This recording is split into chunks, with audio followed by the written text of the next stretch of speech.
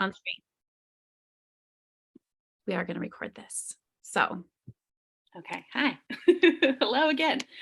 Just one quick kind of housekeeping note. When I'm driving, I won't be able to see the chat. So Mel and Nicole, holler out if you see, or if we need to stop or wait. If you see a question, just holler because I will not see it. Right. Okay, give me a second. I'm going to share my screen. And I can already tell you it's on the wrong slide. Give me a second. Like we said, most polished you've ever seen. Hold on. I don't know why it won't let me. There we go. All right, hold on. We're going to go meta for a second and you're going to see behind the scenes. That's great.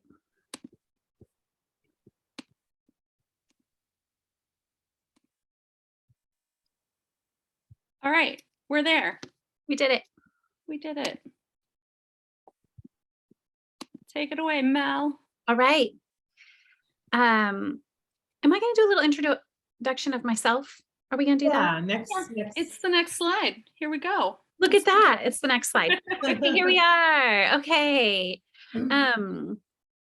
All right, I'm Mel Parsons. I am a realtor. I was a midwife before getting into real estate, and it actually has very much launched that helped launch me into real estate and continues to help my clients. I got a message this morning from someone saying, "Oh, my husband said that you're going to charge me for therapy."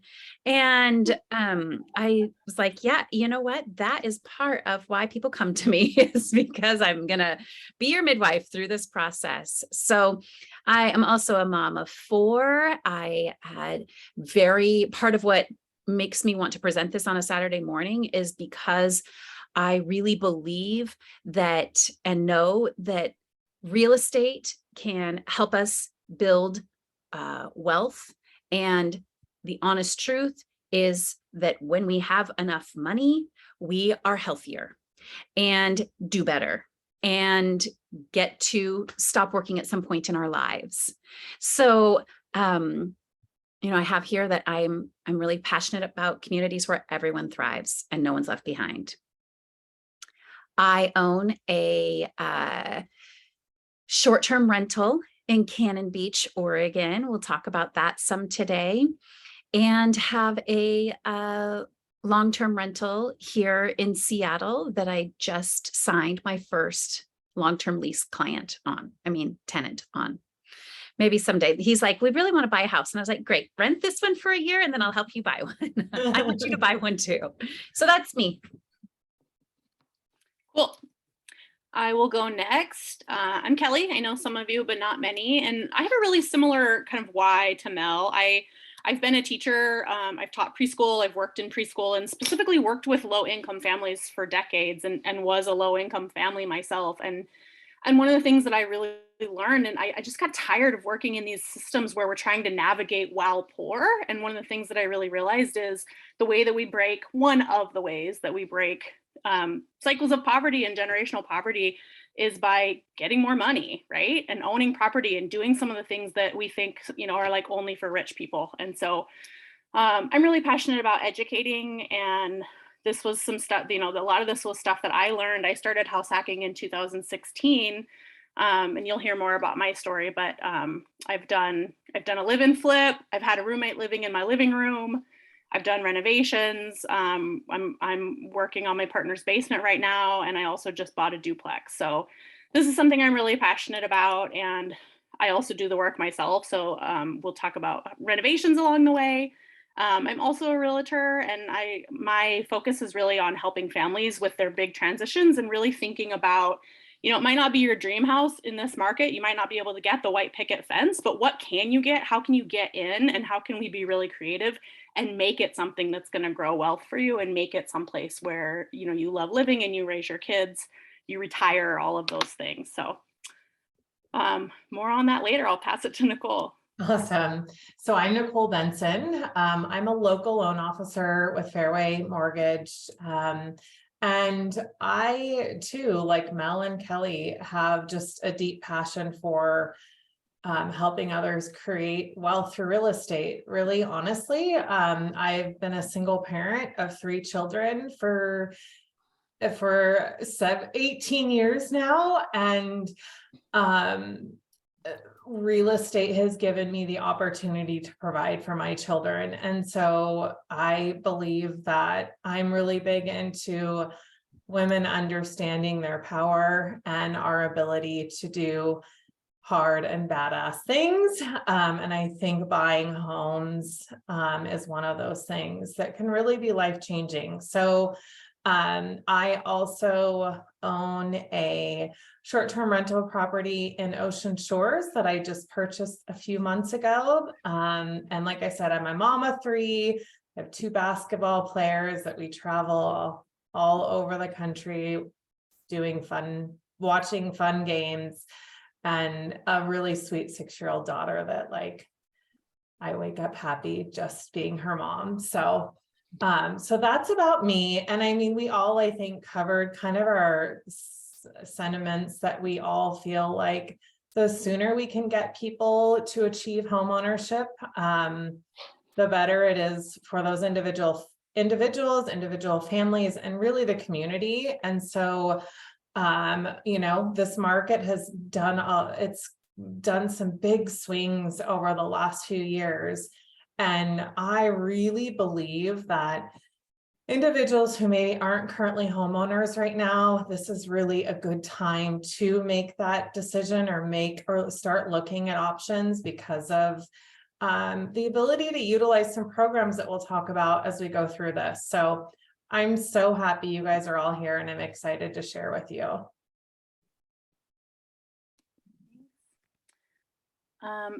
Actually, I'm going to go back for a second because I just want to know like who's in the room. We did a bunch of quick introductions. Sorry, this is kind of off script. I'm trying to go with the best question to ask, but tell us a little bit about yourselves. There's only a couple of people here, so we might be able to just bounce around really quick. If you don't mind, just give us a quick kind of like who you are, what you're interested in, or a question that you have. Can I call people out?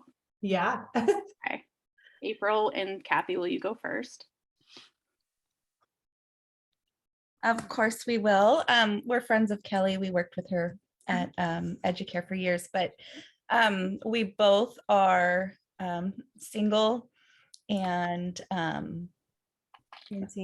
renting, Yeah. and just have like big dreams with $0. But we are here because we want to support Kelly and also just learn all of the awesome things that she's been doing, and just get info. So thank you. And I would like to know about the first time homeowner buyer program too. Oh, Something, Absolutely.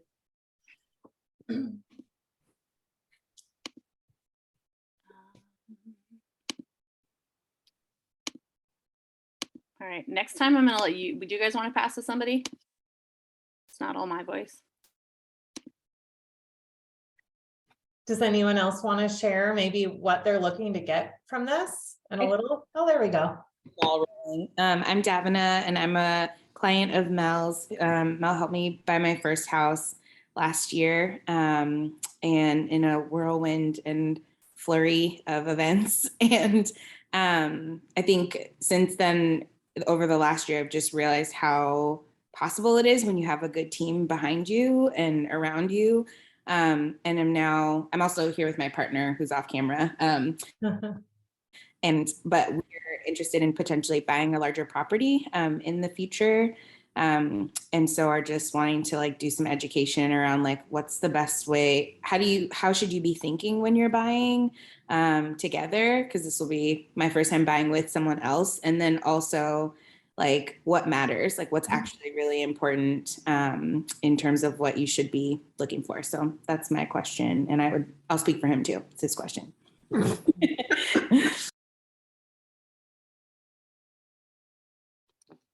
So it looks like Kimmy says, I'm 65 and hoping to retire someday. Currently on my own, but thinking of moving into in the not too distant future, wondering if I use an idea like house hacking, if I might be able to use more equity for retirement funds and spend less on the new place. Oh, I love that question. Yeah, that's Yes. a great question. Yeah, that's the kind of thing that gets us real excited.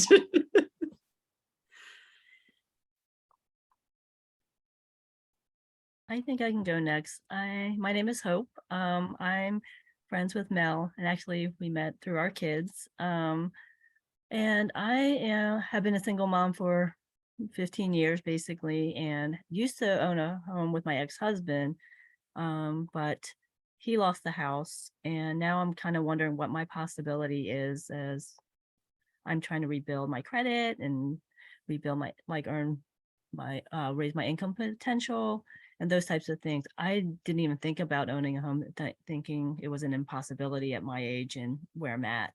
But I'm just curious if there is any, no pun intended, hope for me for owning a house. So yeah, thank you for inviting me here, Mel. And I'm glad Yeah. to. Awesome. Looks like we had Cynthia join too. Cool.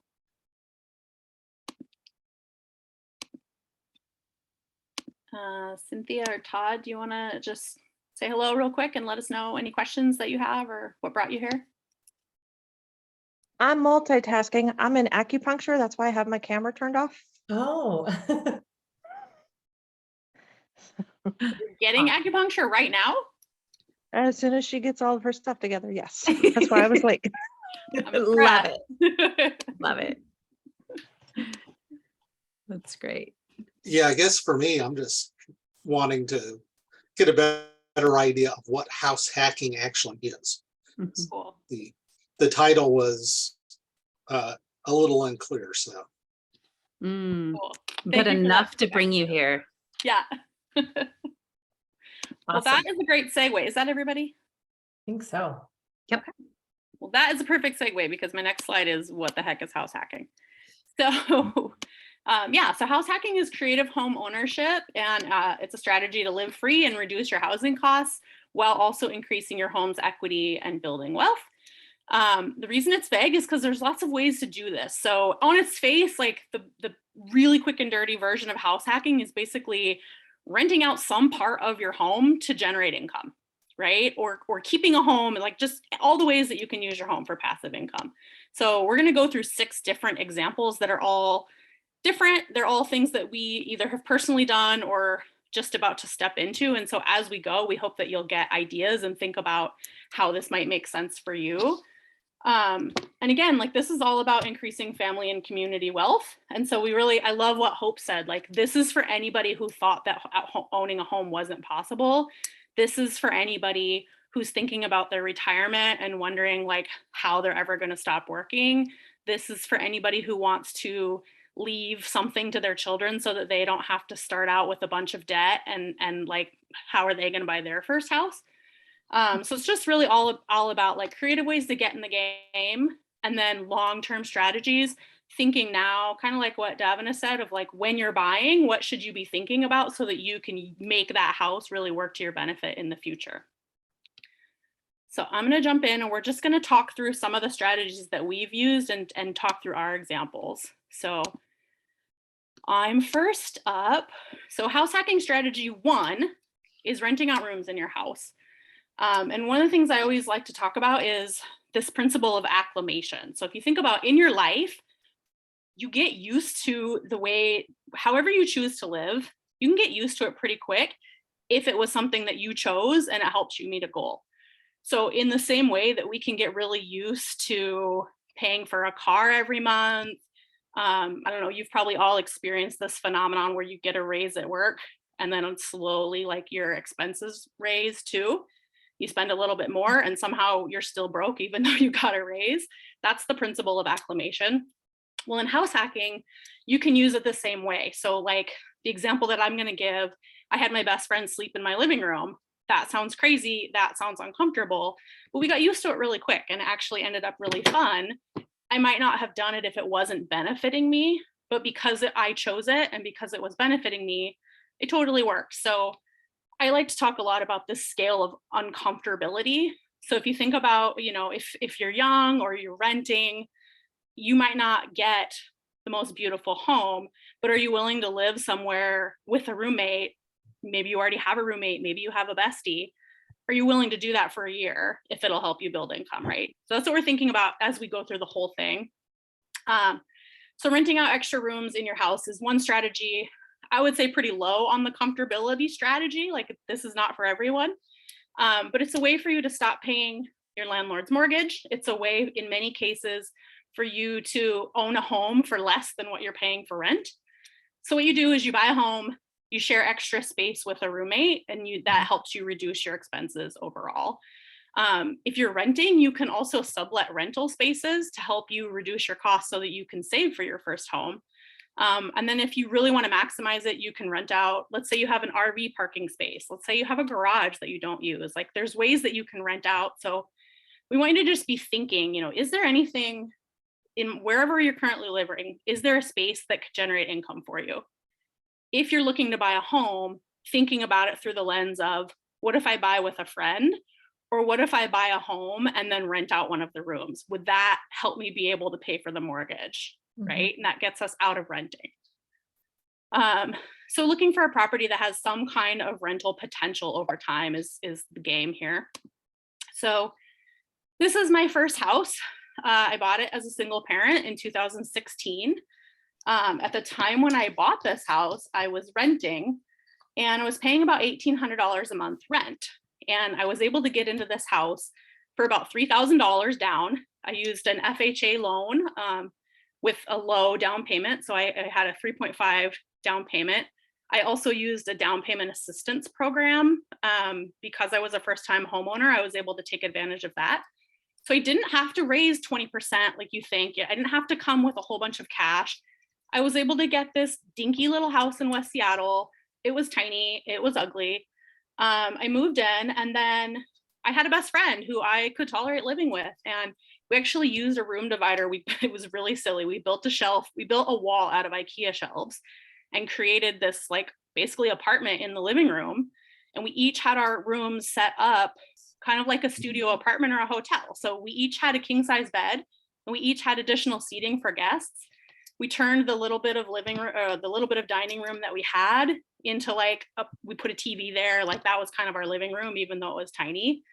But because we were comfortable with each other, we would just hang out in each other's rooms, right? Like, we'd lay on the king size bed and watch a movie together, or we'd sit in the little chair, couch, whatever.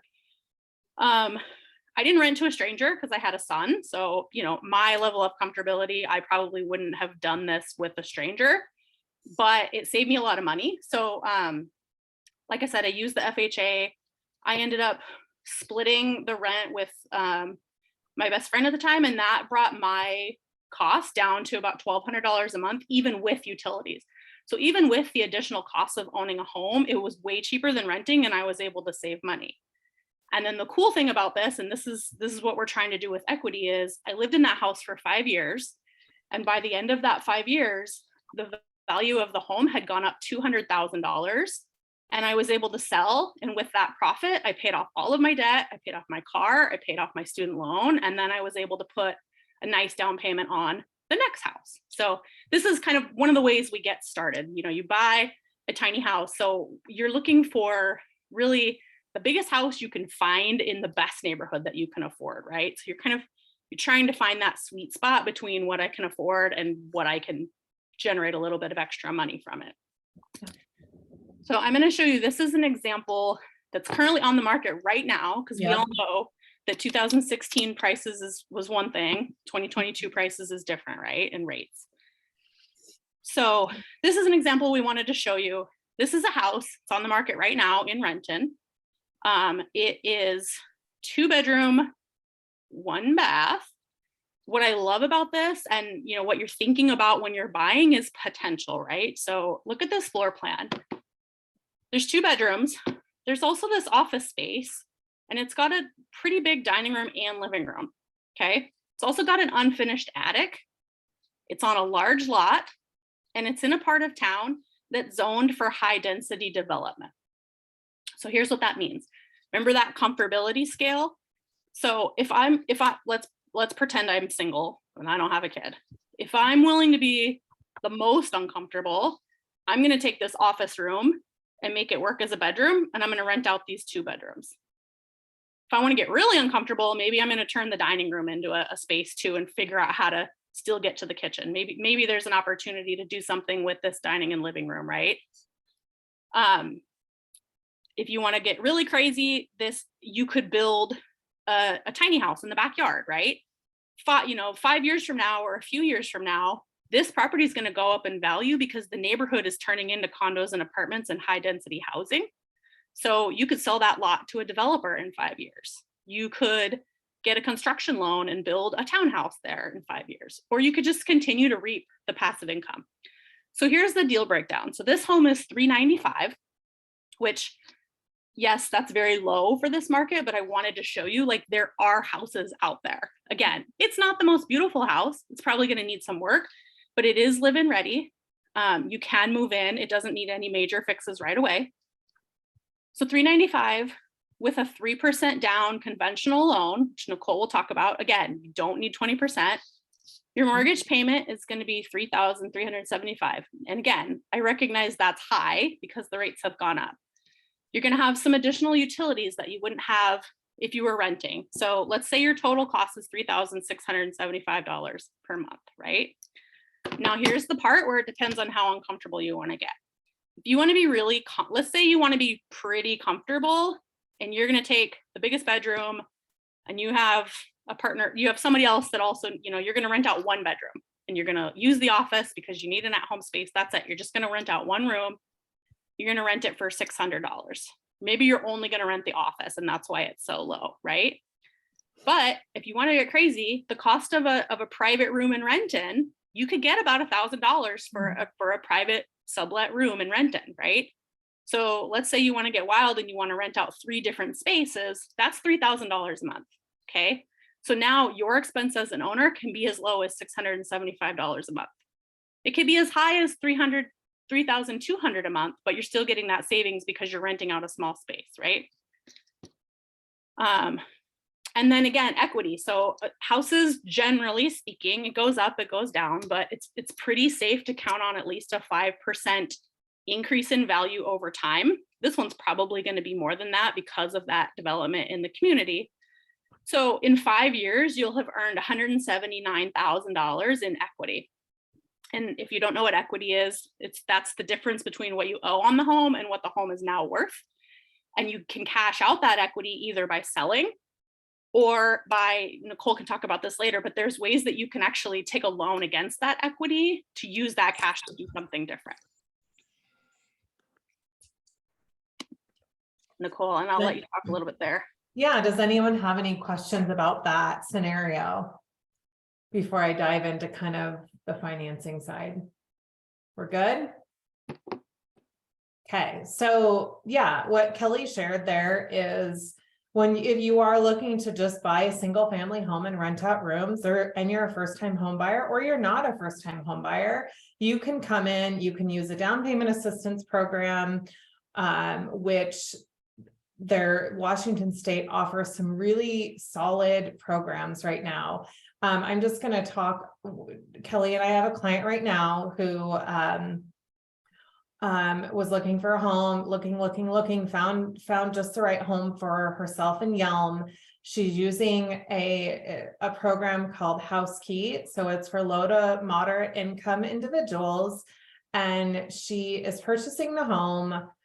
Her only out-of-pocket expense will be the $350 cost of her inspection. And the way she's doing that is she is utilizing the down payment assistance program, which is covering her down payment in a silent second mortgage, which doesn't need to be paid off until you either sell your home, the 30-year term of your mortgage, or you refinance it.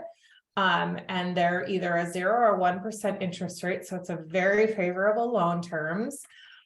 So she's using that to cover her down payment. And then Kelly negotiated with the seller to cover all of her closing costs. So she is essentially, out of pocket, bringing to the table $350. Now, mind you, she did have to put some skin in the game with earnest money. If you're not familiar, it's essentially when you submit an offer, there's a percentage of, or usually a dollar amount that you're required to show the seller that you have skin in the game, that you're not going to walk away from the purchase the next time you find another home or for whatever reason. So you do typically have to have a couple $1,000s in your bank account. But the cool thing is once, you know, if you ask the seller to cover all of those closing costs, then those funds at closing, you're getting a check. So our client will be getting a check at closing. So there are, I mean, 6 months ago, you couldn't get an offer accepted with a down payment assistance program, or it was incredibly challenging. And now sellers are accepting these offers, and with a really good agent like Kel and Mel, I mean, these are things that can absolutely be negotiated for you. So, so yeah, I mean, this is just really one way to get into a home. So. Also, if anybody has VA, you know, access to a VA loan, this is very Absolutely. similar to how that works and looks. Absolutely. Anyone have any questions on that? I don't have a question, but I just want to call out April because I love April's retirement strategy, which we're going to call the Golden Girls strategy, which is you buy a big house and you live in it with your friends, right? Yep. And so I just want to call that out. Like, you can be a landlord and rent to someone, but you also can buy with a friend. And that's something that is happening a lot more lately. You know, you might not have a partner or somebody like that, but maybe you do have a partner, maybe you have a friend, but you can be co-buyers, and that's another way to reduce your costs and get in the game and build equity. It's really just all about the agreements that you make and how you structure your deal. And it also helps with buying power. If you guys are both employed and you both have income to offer, it definitely gives you some flexibility in increasing your buying power. Awesome. Okay, I'm going to talk about my specialty, which is looking for houses that smell like pets and how that makes you money. And I'm not even joking. I really do intentionally seek out properties that other people might be overlooking. So I have I'm very proud of the 3 home purchases I've been a part of. And in all of those, I'm looking for homes that need work done to them, because the type of work matters, that I look into, but I don't want to compete and pay money for something that someone else has already done at this phase in my life. Now, other times in my life, I might be looking for different things. Right now, I really love to look for nasty carpet, like gross. That stuff turns other buyers away so quickly. And I am happy to pull up carpet.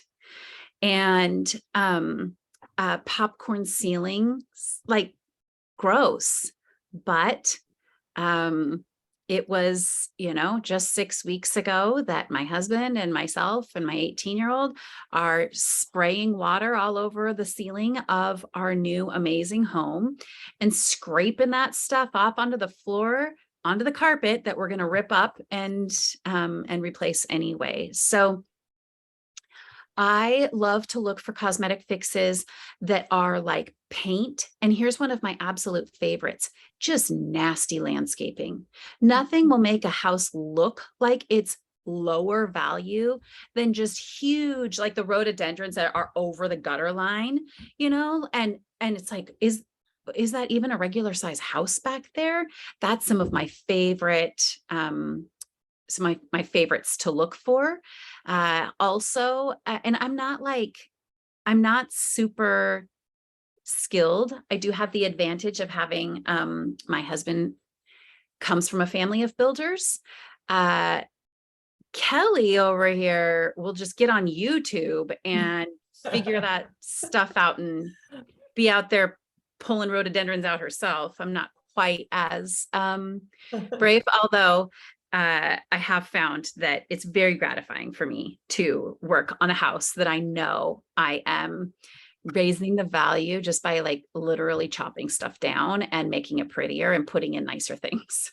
Absolutely. So my first home that I purchased was in 2018.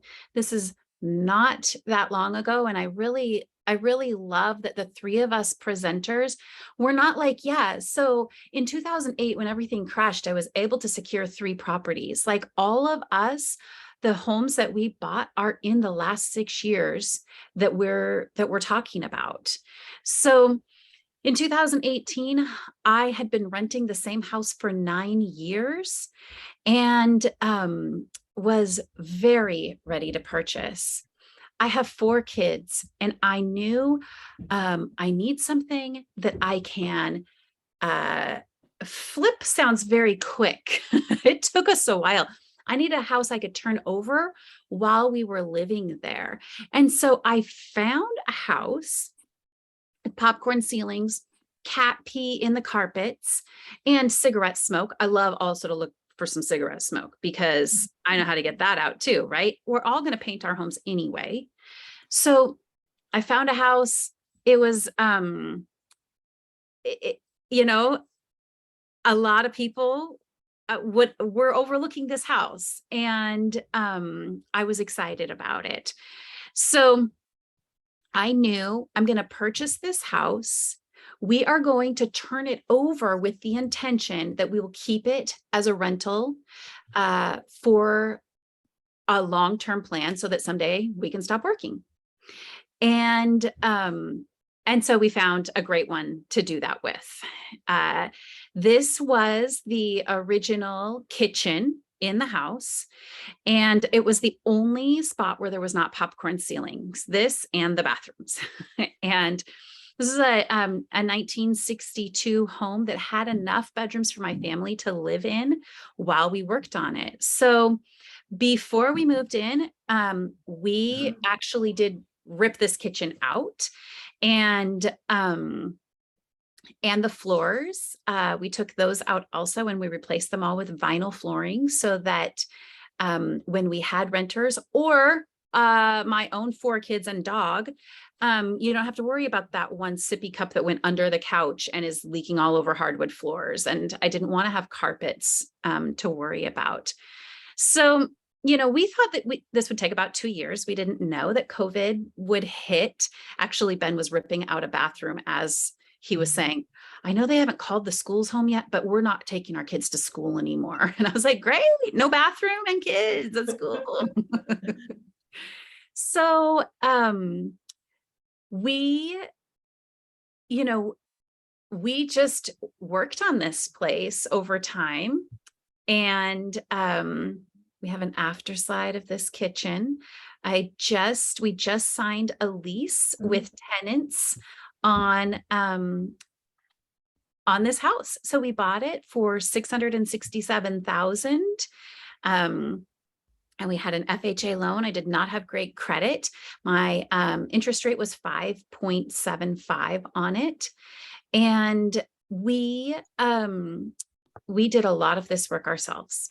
And then there was things we didn't do. We actually, paid someone to put those countertops in. And we paid a crew to paint the exterior of the house. We weren't going to do that ourselves. And so we put in ourselves about $55,000. And, the value of the home in 4 years' time is $910. That's pretty safe. That's, things have all softened some right now. So that's our price right now. We are renting it for $3,800 a month, which is not at all like a price gouged, like it's a very fair market rent in that neighborhood. Our monthly mortgage on it is $3,300. And so we can tuck $500 a month away for when something breaks on the house to be able to pay for it. So our plan is to hold on to this baby as long as we can. We also intentionally bought that house on an 11,000 square foot lot with a big paved driveway. And I think that it would be very comfortable to build a little 2-bedroom, 800 square foot house and rent that out to someone also. And that's in a 5-year plan for that property to do that there. So that is one way to do that longer term rental situation. And just like, even if you don't even have to keep it as a rental. I mean, if we sold that right now, we have a good couple $100,000 that we could put into something else.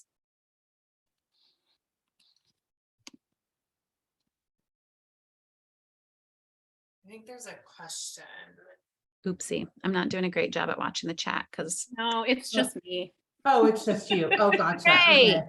Okay.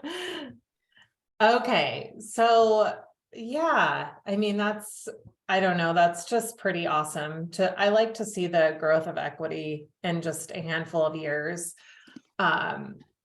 Because you can use that equity as leverage. So although Mel did not use a renovation loan for her project, because maybe some of you saw that $55,000 commitment, right, of cash to make those improvements. And I know they were made over time, right? So I'm sure that it was done over years. And so you have an opportunity to save, but there are some really incredible renovation loan products. So there's an FHA product, so you can put 3.5% down, and there's a conventional product. And what it essentially means is, or what are some of the requirements? So you must have a 620 credit score. You must have a general contractor doing the work. So in Mel's situation, I don't know that Ben's a general contractor, but you actually have to have a license. So you have to kind of have those connections, which is also another reason why it's just really good to work with realtors that do this kind of thing, because they have those connections. But you have to work with a general contractor. Your renovations need to be completed within a 6-month window of time. But what's really cool about it is you essentially have a general contractor come out. You talk about the things that you want improved in the home, whether it's just like cosmetic things like carpet and flooring and paint, or if it's, completely gutting kitchens, bathrooms. Heck, you can honestly even put a pool in your property. Not that there's a lot of need for pools here in the Pacific Northwest, but what's cool about this is you kind of, in the beginning part of the process, you have a general contractor come out and give you a bid for all of these items and essentially make a commitment to be able to handle the work. And we as a lender can lend, and then we arrange for an appraiser to come out. They see the expected work that will be done, the improvements, the renovations, and determine the value of the home with those improvements done. So, example, if you purchase a home for $500,000, you're going to put, $75,000 in it in renovation budget. We can lend to you up to the full amount of the appraised value, which means that then you have that cash to pay those general contractors to complete that work, so that you don't necessarily have to have those funds up front. So yeah, I mean, there's some great products you can do. Like I said, an FHA with 3.5% down, or a conventional with 5% down. And we have a very large and vast renovation team that actually walks side by side throughout the process. So we're all in the loop and can work directly with your general contractor and get it done for you. So there's just lots of great ways to make this kind of thing happen. And again, I'll go back to probably 6 months or a year ago. Those homes still were out there, right? Those homes that needed all this work done, and people were buying those homes without getting the work done, right? Because the inventory supply was so low, and offers for renovation loans weren't necessarily getting accepted, right? Because it's a little bit of a longer process. But now that we're in the market that we're in, we can actually utilize these, loan products and make it work. So just one more reason to kind of try to see like the silver lining of what's kind of going on in the market right now. So thank you. I think that's it for that one. Does anyone have any questions on that? No? Okay. There's a question in the chat. How do you find trustworthy tenants? Ooh. Well, I just declared it to the universe that these are trustworthy tenants. And in Seattle, there's a lot of rules around how the process and keeping it equitable. And so your first applicant, if they fit all of your specifications, has the opportunity to be your tenant. And I found my tenants on Zillow. I found that I really only needed to post to Zillow. It got me enough of a great, pool of people to choose from. One thing I was like, this is kind of funny. I was like, I don't want anyone, if you're on the beginning of the call and I was like so excited about your pets being in the scene. I don't want anyone with pets in the house. Kids are much harder on places than pets. And we all know this. And I lived there with 4 kids during a pandemic where I was like, sure, ride your bike in the house. Fine. And so, I actually, got over that ridiculousness and made an ad, allowing for 2 dogs. It's a huge, fully fenced property. It's great for a dog. And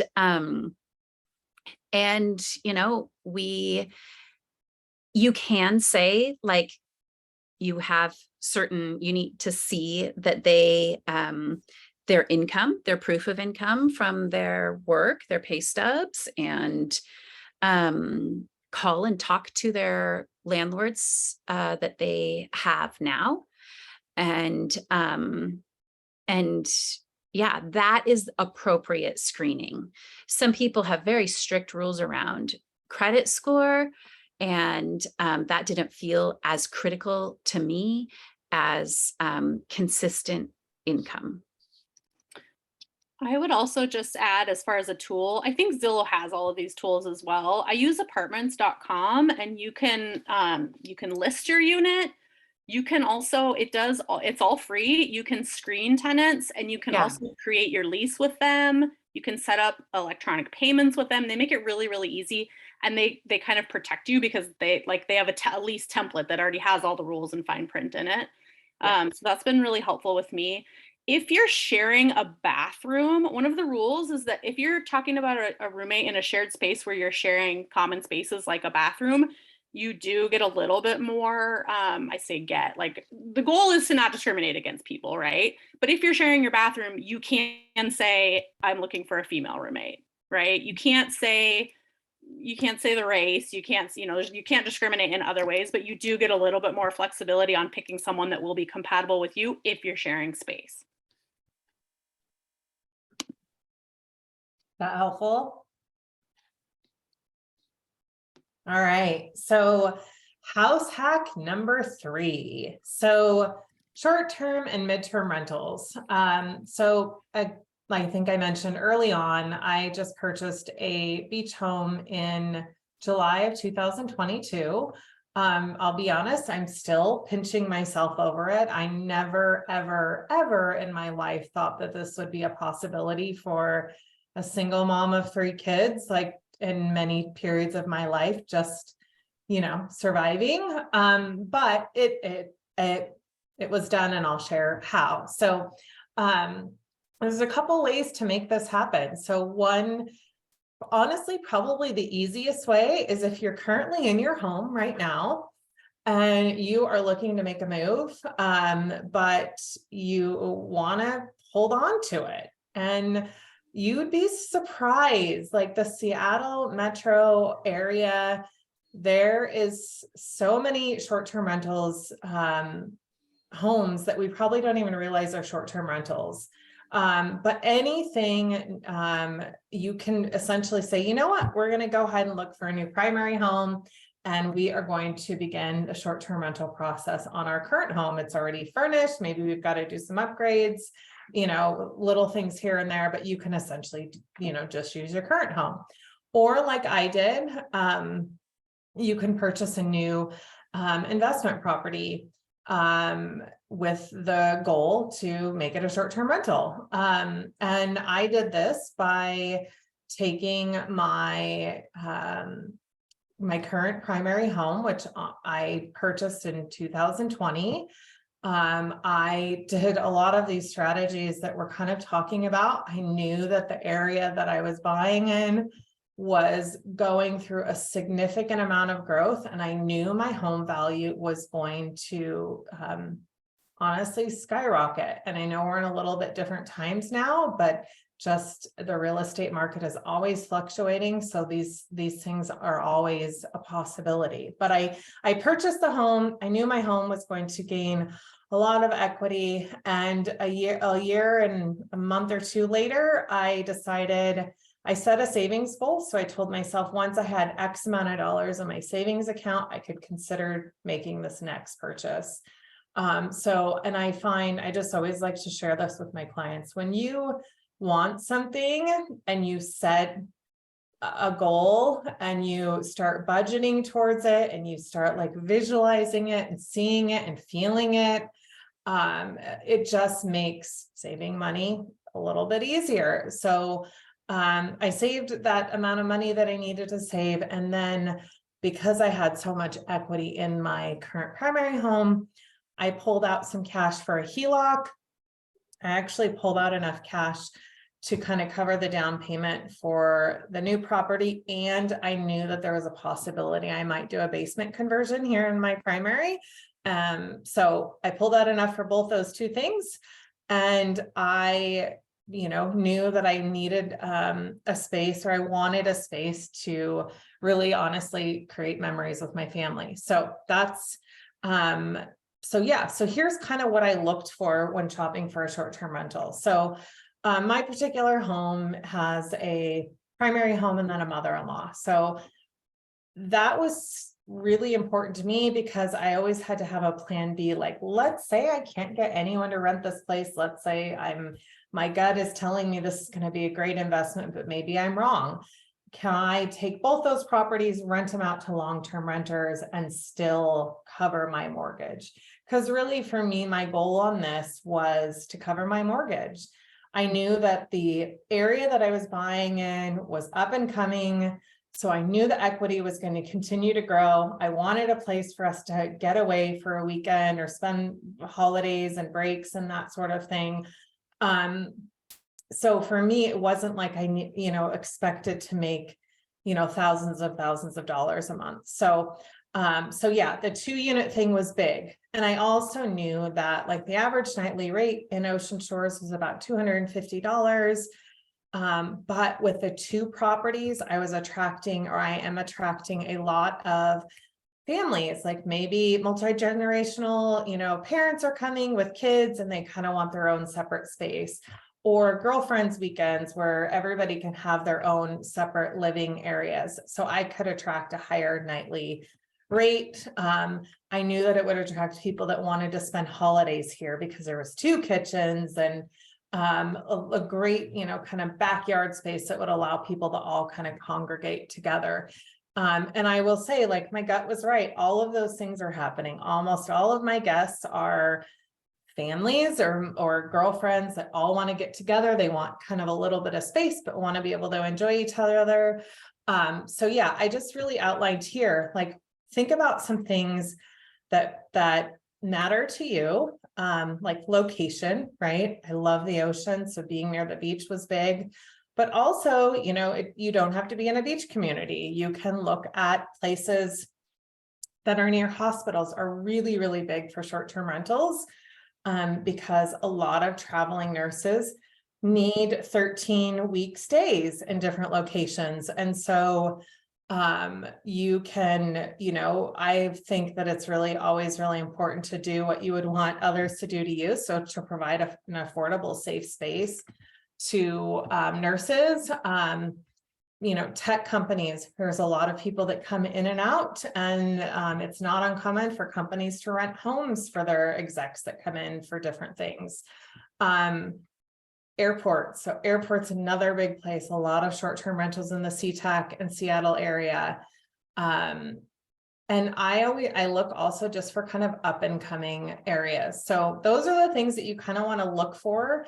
And I am happy if you ever kind of want to just brainstorm. I love kind of talking about things to look for there, but this is kind of an example. So this is what I did. So purchase price in July of 2022, $589. Ocean Shores is a more affordable area. I did do a conventional 20% down.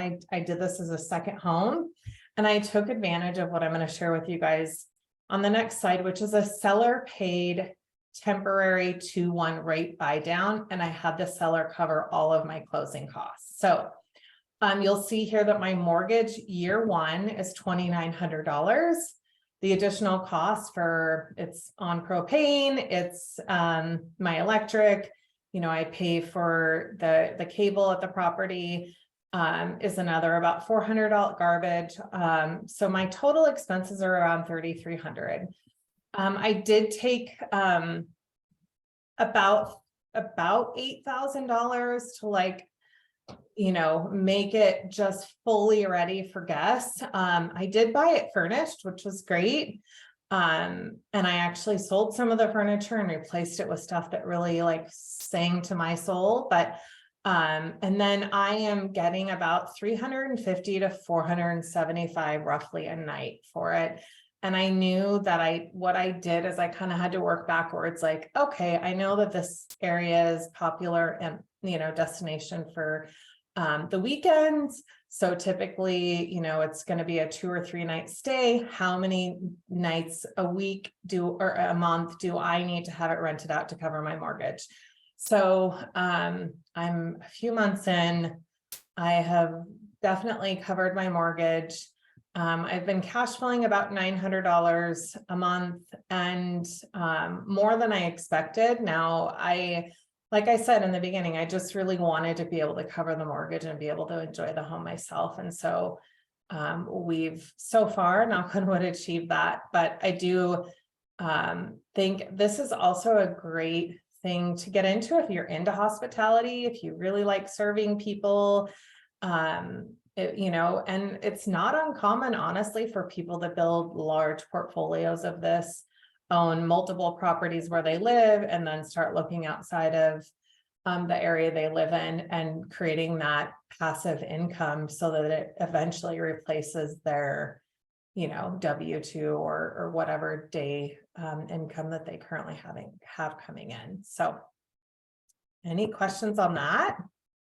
Before I dive in, I'm actually going to show you guys what a 2-1 rate buy down is. But before I do that, do you guys have any questions, or has anyone ever had an interest in doing something like that? Nope. Okay, so Okay. I'm going to have you just click on, hopefully this is good information, but essentially this tool that I'm going to share with you right now, with the market where it is, we have, and Kel and Mel will share that we have as buyers more leverage than we've had before, probably in many years. And so there is a product called a 2-1 rate buy down, where essentially you're asking the seller to cover your closing costs and your rate buy down for the first 2 years. So I'm going to have Kelly click. Oh, I already clicked it. Hold on. You guys can't see it. No, I think you may be X'd out of it, but that's honestly, I think it's okay. So let me just. No, I'm not X out of it. I'm on it. I just got to figure out how to share it with you all. Can you see this now? I can see it, but I can't see the little window of my recording. I think you X'd Oh, I thought you didn't want, oh, my bad. I Oh, forgot. okay. Yeah, no. Go ahead and scroll up. Okay, so I'm just gonna go through this quickly with you guys. So I use this tool with all of my clients. It's called a total cost analysis. And it really helps me share data with you that is maybe harder to understand by just handing you a sheet of paper and saying, understand this. So what I'm sharing right here is my scenario. So I purchased my beach home at that 589. I did a 20% down, so you'll see the 471,200. Now, when we wrote up my offer, I asked the seller to cover $20,000 in my closing costs. So that was to purchase my rate down for the first 2 years and to cover, you know, things like my appraisal fee, my title fee, my escrow fee, all that fun stuff that you have to pay for when you're buying a home. And when the seller, when you take advantage of this program and the seller, you know, that you get the seller to cover your buy down, for the first year, your interest rate is 2% less than your note rate. So it's 2% less than what your interest rate would be without a buy down. So if you see in column 1, and I'm so sorry, I can't highlight it right now, but you see interest rate at 5.125, right? So year 1 for the first 12 months of my mortgage, my interest rate is going to be 5.125, which it's a 30-year fixed mortgage. So this is not an adjustable rate. My payment is about $28.24.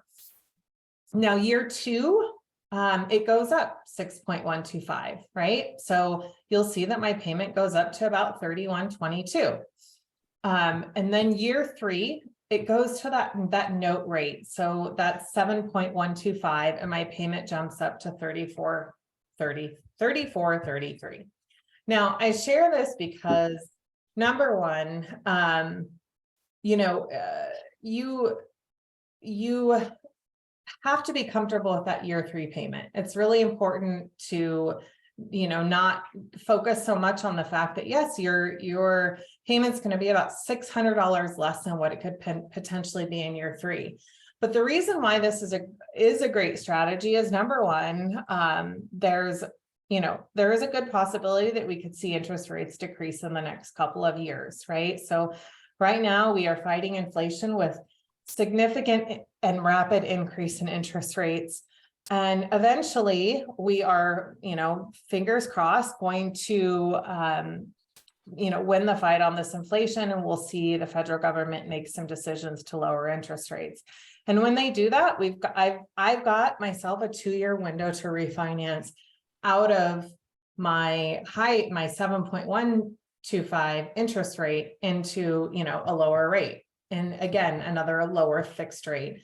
And another thing for me that was important is it also felt like it gave me 2 years to build my brand, build my short-term rental business, and start seeing that income coming in, because year over year, typically that's what happens when you start a business like this. So it gave me that flexibility.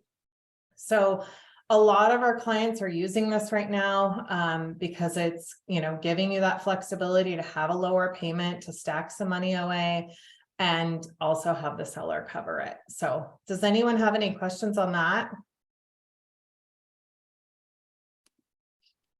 It might feel like, you know, wow, this is really in the weeds. And you do not have to take this all in. Yeah. I just think it's really important to know, because if you have any exposure to social media, radio, or TV, all you're hearing about is high mortgage interest rates. And we are over here saying it's a good time to buy. Mhm. And this is one of the most common, creative and common tools that we're using to help buyers.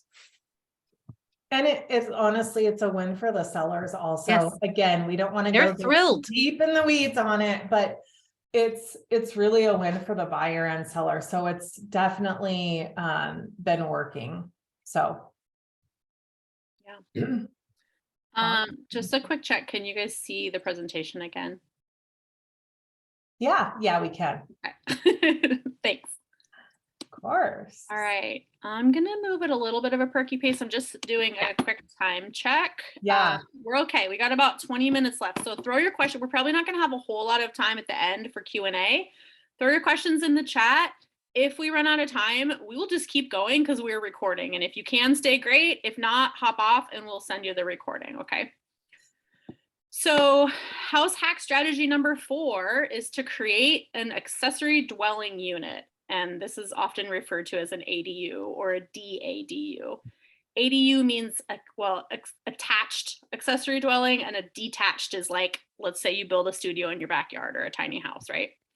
So an accessory dwelling unit, think about, again, you could either think about the house that you're living in, like several of us shared houses that have a basement. Could be a garage conversion. I've seen some really nice garage apartments. If you don't need a 2-car garage, you can turn that into an apartment or a room. If you've got land, you can build a tiny house or a not so tiny house, depending on how big of a land you have. So just thinking creatively about how you can finish a space for rentals. And again, on that scale of comfortability, gosh, I'm not saying that well. This might be a lot more doable for you to just live in the space that you're currently living in, and you have someone living in your basement with their own separate entrance and their own washer and dryer. You're not sharing bathrooms, you're not sharing common spaces. This is a lot more reasonable than having someone living in your living room like I did, right? So it's all a scale. I'm going to show you one that I'm working on right now, and then again, we have a sample of something that's on the market right now. So this is my partner's basement. This is the renovation that we are currently working on. It's when we bought the house, one of the things that we were really excited about is that this space downstairs already had a bedroom, a bathroom, and a little wet bar. So there was already plumbing, there's a sink, there's a toilet, there's a heat source, and then there's this slider, which we're gonna turn into a separate entrance. So we are gonna pull up carpet. So you can't see it very well, but there's this little counter space, that's a sink. So that space where the sink and the slider are, we're converting the slider to just a single door because we need the wall space, and also we want to make it more secure. So there'll be a single door with a deadbolt there, and there's a really easy access right around the side of the house to the driveway and the garage. We'll put a kitchen right here. It's a little IKEA kitchen. It's going to cost about $5,000. And then the bathroom, we're going to extend it and add a shower because it doesn't currently have a shower. It's got a full bedroom. It's got a heat source. When this project's done, it's probably going to cost us about $30,000, which includes also we're soundproofing to make sure that we don't have to hear each other. We're putting in new appliances, things like that. This unit will rent for $1,500 when it's done. The current mortgage on this home is $3,000. So that automatically is going to cut the owner's cost in half. They're going to be generating half of their mortgage through rental income each month. And then this is a house that's on the market right now that I wanted to show you. What I love most about this house, when I found this, I was really excited because if you look at the bottom 2 pictures, this is the basement. It's already got tile and it's already got, again, plumbing for a sink. It already it has a bathroom. This is not shown, but it has a bathroom that already has a shower. So in this home, all you would have to do is put a kitchen in this space. You can get a kitchen from IKEA, you can get it fully installed, about $5,000 to $10,000, depending on how nice appliances how big you want to go and what finishes you want to use. But again, it's got a heat source, it's got an entrance, it's already got a kitchen. Obviously that keeps the renovation costs down. Now, if you don't have that, your renovation costs are going to be a little bit higher. But just to look at the numbers, this home is on the market right now for $539,000. Again, a couple of months ago, houses were going for over list price with multiple offers. Right now, you could get this house for $539,000. You could probably get the sellers to pay all of your closing costs, which wasn't possible a couple of months ago, but right now, the market's cooling just enough that people are negotiating. It's a much more reasonable market right now for buyers where you can actually negotiate. You've got time. You're not competing with 10 other people. We can actually, meet in the middle and compromise a little bit. So you buy the house for $539,000 with the FHA loan with rate buy down, like Nicole talked about, and seller paid closing costs. your mortgage is going to be $3,345. Now, like Nicole said, it's going to go up, but the benefit of having that lower rate for a year is that in that year, you can do the renovation and get it ready. And by year 3, you're going to have half on the mortgage. So it's not going to be as hard to meet that higher amount, right? $10,000 for the rehab. You could potentially, like we said earlier, pull some of that equity and take a line of credit against your equity in the home. Like in the case with my partner, he's already owned the home for a year, so he has some equity that he could pull against. And then the rental income. So in this unit, this is a larger unit, you can generate about $1,900. This is a 2-bedroom. Then if you, we talked about other creative ways. This home has RV parking. You can rent that out for $75 a month. This also has a 2-car garage, but it also has a big driveway. So maybe you've got 2 people, you're going to park your car in the driveway. You can rent out your garage to other people to use it for storage. That's another $200 a month. Okay. So now the owner of this beautiful home, which I think is 5 bedrooms, is paying $1,170 a month. And over the long term, they're continuing to build this equity. In the really long term, this might be a place where you can do a generational living. Maybe when you retire, you're going to actually, maybe your kids are going to move in. You're going to give this house to your children, but you're going to continue to live in this basement unit. This could be an aging in place situation. Or let's say you have aging parents, you're going to move them in. My partner is going to probably be moving his mother into the basement at some point because she lives in Ohio, and she's starting to be lonely. All her kids are grown and gone, so she's going to move in. She's going to move to Washington.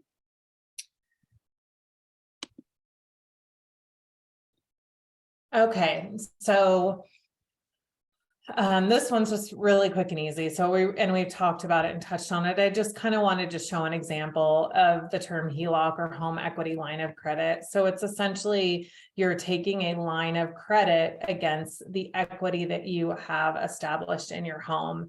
And they are typically interest only. So your payments are on the lower side. So you can take a line of credit for about $50,000.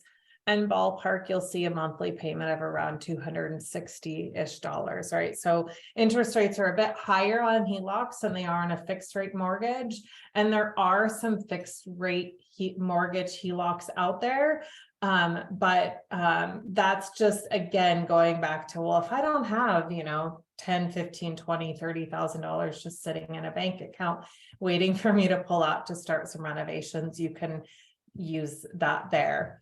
And then I also feel bad because I haven't really focused or talked about VA loans. And gosh, I hate to even maybe admit this, but again, the market has been nuts over the last couple of years, but really over the last year. And unfortunately, there was, some, I guess I'll say, discrimination against utilizing VA loans. It was even still harder to get sellers to accept a VA loan because they don't have the listing agent on the other side doesn't have the education around how absolutely incredible and strong VA loans are. So if you are a veteran or have, served, thank you for your service, and VA loans are a great tool. I mean, you can come in, again, you can use the same strategy with an FHA loan. However, VA loans don't require a down payment. Interest rates on VA loans do tend to be lower. There's a lot more flexibility in buying power. So your debt to income ratio requirements on a VA loan are higher. So that gives you more flexibility in purchasing power. And you can still ask the seller to cover your closing costs. So like we were talking about our client earlier that is coming out of pocket the $350 for her inspection report, you can do that same thing with a VA loan. And it's a great product. We're seeing, sellers are accepting them again. And absolutely, if you have a VA loan, you should absolutely take advantage of it. So thanks. Jamie had a really great question about accessory dwelling unit rules. So Google, the best thing, you want to put your city ADU rules, You can also usually find it at the planning office. I will tell you just really quickly, most cities are changing them recently. So you want to look for like 2020, 2021, 22 rules.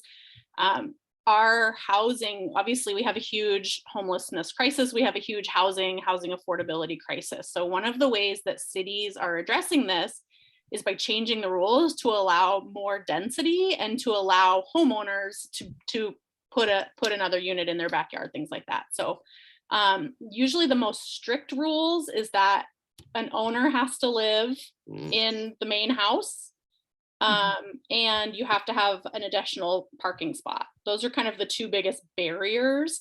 Some cities like Seattle, I think Auburn, probably lots of other ones, have changed those rules recently and said you don't have to live in it. You could rent all of it out. You don't have to have an extra parking because we know there's not enough parking either. And they've made some concessions. So there's some cities where there's more advantages. There's some that are more strict. So you want to look up your city. But in general, you can add a unit if you're living there and if you have parking available. There's some other little fine print. So look it up. Also, reach out to your agent. Reach out to your agent, reach out to your lender. We will help you navigate these things and find the most recent version of the rules. Mhm. Or help you find areas that are friendly to it. Yeah. Yeah, that was a big part of when we were looking to buy. We were specifically paying attention to, we wanted to find a place where we could eventually move out of the home and have all units rented. So in my partner's place, eventually the game plan is to rent the upstairs and the downstairs, and it will cover the mortgage plus about $1,000 a month. So we were intentional that we moved to Federal Way where you can get away with doing that. Okay. I apologize if I'm rushing. I'm just looking at time. So the next house hack number 5, is to buy a duplex and live in one side. So you can get a loan. You can get a primary loan. You don't have to be an investor and put 20% down as long as you're going to live in one of the units. So this is a strategy that's great, especially if you're living in an apartment right now. It's going to feel very much the same. You're going to buy a duplex. You're going to live in one side, and you're going to have a renter in the other side, and they're going to help pay that mortgage, right? And again, you can provide safe and affordable housing. We're not being slumlords here. We're creating housing in our community. And you can also do that slow flip. So maybe you're renovating the side that you live in and fixing it up. And then whenever that lease is up, whenever that other tenant decides to leave, you're going to move over there and put a renter in the one that you just fixed up. And maybe you can get a little bit more rent for that. So when you're looking for something that you'd be willing to live in a community that you'd be willing to live in a place where you would be able to be a good landlord, right? So you're looking for, when I was looking for something that was near a university, near a hospital where those travel nurses might be, maybe in an area where there's tech companies, maybe in an area where there's a lot of families who are renting. And I wanted to provide good, stable, safe housing that I would want to rent. That was something that I was thinking about a lot. So this is the duplex that I just bought. I'm really excited about this. I just moved in, weeks ago. I bought this duplex for $510,000. It's in Parkland. It's about a block away from Pacific Lutheran University. It's 2 bedrooms, 1 bath on each side, and it was already completely renovated. The owner before was also an owner occupied, and they did a really nice job. So I don't have to do any work at all, and I can live there. It's not a dump, right? It looks like a dump on the outside. It needs a lot of landscaping. Mel's thing about bad landscaping is totally this place. It's so ugly outside. It's so cute inside. I bought it with the FHA. I did the rate buy down. Again, the way that the rules work is you have to owner occupy, but you only have to owner occupy for a year. Okay. So I'm going to take advantage of that lower rate while I'm living there and paying.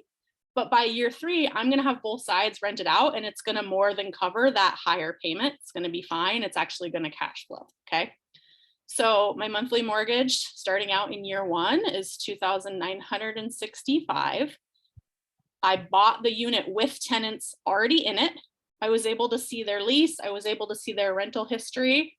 They've been in the unit for 2 years. They've never missed a month. They're great tenants. So I bought the unit with those tenants. They have a lease that runs through January. They pay $1,600 a month plus another $150 for utilities. So at this point, I'm responsible for about $1,200 a month, as long as they're there. In January, now I'm looking at the rates around me and I'm seeing that I could actually get a lot more for this unit if I wanted to. I could probably get $2,000 for a really well done 2-bedroom unit. If this tenant wants to stay, we're going to leave him right where it is. We're not going to raise the rent at all because we don't have to. But then in year 2, I will most likely move out and rent the other side for another $1,800 probably at that point, right? Or if I want to, I can rent it out by the room to students. So there's lots of students in this area who will pay $900 for a room in a 2-bedroom unit with a roommate. So when everything is said and done and I'm out and I'm renting both sides of this, I'll be generating, if I do this $950 per room times 4 rooms, I'll be generating $3,800 a month. And at that point, my cash flow will be about $800 a month. And that's assuming I actually did this math wrong. That's assuming a little bit lower rate. If things don't change, if I don't refinance, my payment's actually about $3,500. So I'd probably have about $300 a month cash flow, which again, it's still covering the mortgage. My long-term plan with this duplex, I have 2 different plans. Plan 1 is 20 years later, I'm 62 years old. This place is completely paid off and it continues to generate passive income. Plan B is I give this to my son and he owns property at a young age. 20 years, he'll be 38 years old. He can manage this.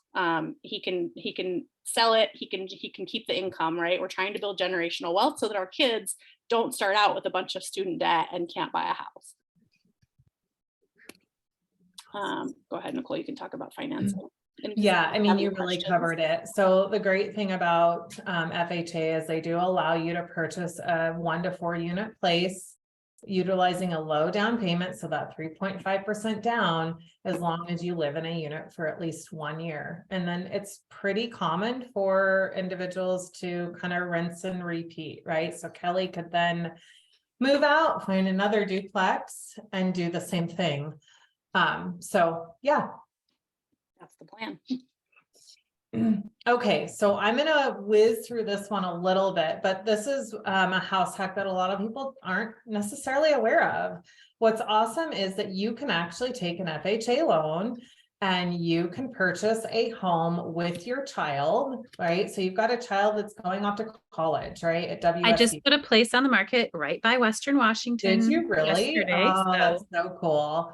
Yeah, I mean, I didn't, before I was in the industry, I had no idea this was something. I don't even think my brain really thought about this, but you can essentially find a home in an area, and we'll show you an example in the area that your child is going, or your young adult, I should say, is going off to college, and you can purchase it as a primary property. So it does not have to be purchased as an investment property because you're a non-occupant co-borrower. And you can either be the landlord yourself, right? So let's say it's a 4-bedroom home. Your son or daughter can live in one of the units, and then the other 3 can be rented out to other students, covering the cost of, either all of the cost of the mortgage, or at least, a good portion of it. Or if you have a really responsible young adult and you want them to, or you want to partner with them and teach them how to be a landlord, I don't think that's a bad idea. And essentially you can have their college living expenses either covered or greatly reduced. So here's like a perfect example of a home that's in Pullman. So I have a stepdaughter who is currently at WSU in her first year, and they are required to live in dorms for the first year, but we are looking at finding a property there to do this with. So it's a 4-bedroom, 2-bath house. It has storage, laundry, fenced yard. It's minutes to WSU. you'll see the price on the home, I think is a really affordable price. So 380,000, you can utilize, like I said, that FHA loan. The mortgage is 3,025. You can rent 3 rooms for 1,800. You're covering about 2,400 of that mortgage. And the owner or your young adult will be responsible for, you know, approximately 600 a month and whatever those utilities are. And then after graduation, you know, you can rent all 4 rooms out, cover all of the mortgage, and just hold on to it for retirement, and even still cash flow after utilities.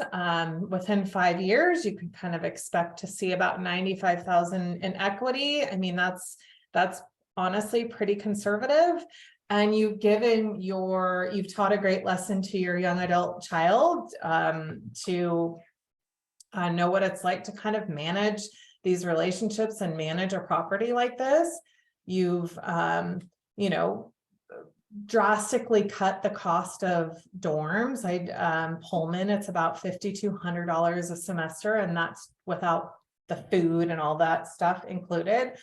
And you're again own a piece of real estate that is building equity year after year. So, and it's always going to be rented, right? It's, you know, near a college campus. So if you want to hold on to it, you know, one thing that I think I might have you go to the next slide, Cal.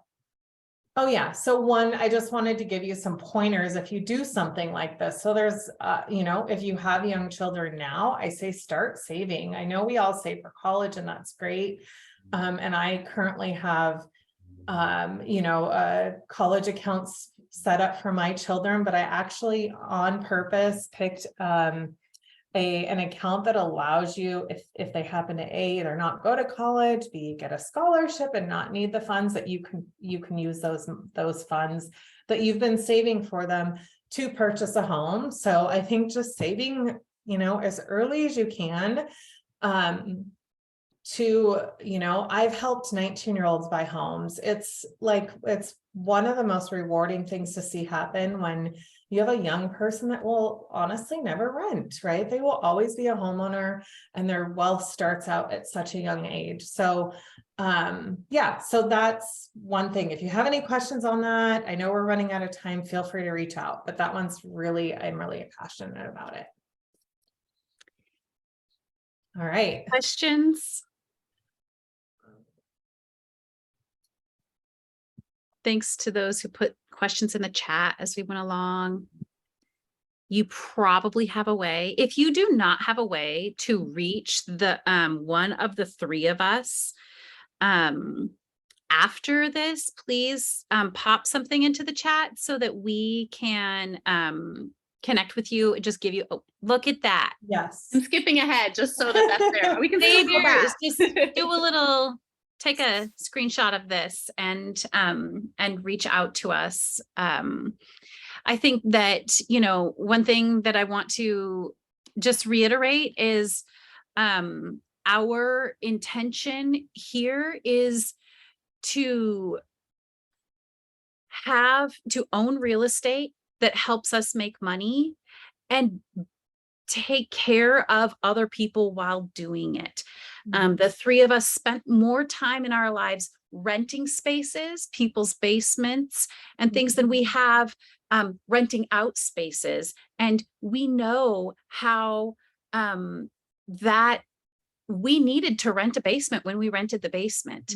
And we want to take care of people in that season that they are using the properties that we own, and assume the same for you. So you're probably hearing there are incredible opportunities out there right now. There really, truly are. I think one mistake that people make is to wait too long to invest in real estate that they can make money off of. So reach out. We are here. Have an awesome Saturday. Where I am, it is no longer raining. It is now sunny. And so yeah. Thank you guys so much. This has been a lot of fun. If you want the recording, you can also reach out and we can get that to you. Yep. Yeah, we can send the slides too. Cool. Thanks, everybody. Thanks, girls. Bye everyone. Thank you. All right. See ya. Bye. I, just for the sake of the recording, I'm going to go back to those last 2 sites that we missed so everyone can see it.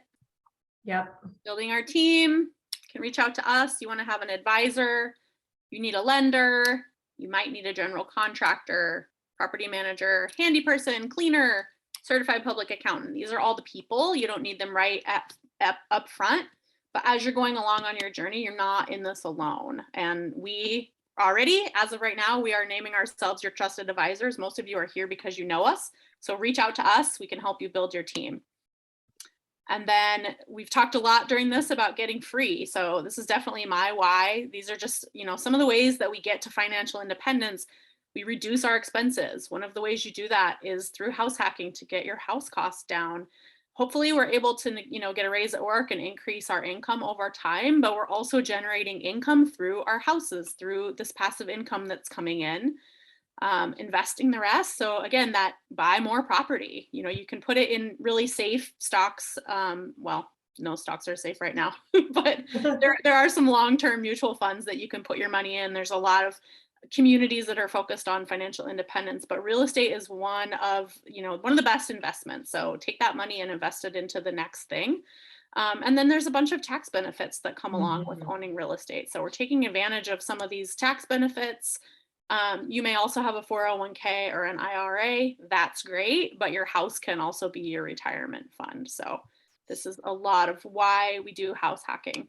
And then I'll just leave it on the contact us screen. No, we'll see you all soon. Bye. I need to stop recording and I don't know how. Hold on.